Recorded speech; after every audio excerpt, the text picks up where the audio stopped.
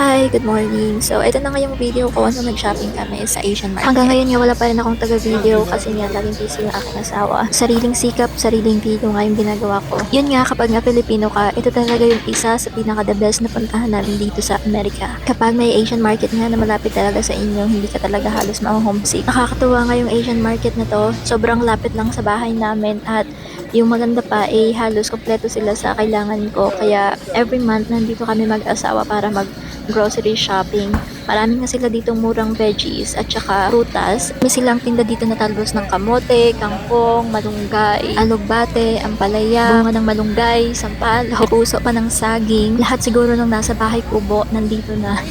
Yung meron silang mga frozen na isda, kung ano-ano pa. Sa totoo lang, nakakatuwa talaga yung lugar na to kasi nga naka-organize yung mga products na galing sa Pinas. May mga sari-sari din silang exotic foods dito kaya talagang magsasawa ka.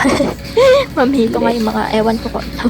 Pero yun, yung mga pagkain nga nila dito ay galing sa iba't ibang Asian countries. Talagang ang dami na pwede mong pagpilian dito at hindi ka nga talaga ma-homesick sa pagkain natin kasi nga meron sila nandito. So ayun, pagkatapos nga namin mamili ng isda at saka mga gulay at prutas, pupunta naman kami sa aisle ng mga produkto na galing sa Pinas. So ang ginagawa namin ng asawa ko ay pinagkukumpara namin yung presyo ng mga gulay at saka prutas dito at saka dun sa iba pang mga grocery store. And yun nga, napansin namin na mas mura pa yung mga gulay dito at saka prutas. So ito na nga yung aisle ng mga Filipino seasonings, sauces, ganyan, mga pang spaghetti, pancit, may ketchup sila dito, lahat nga nandito na sa aisle na to.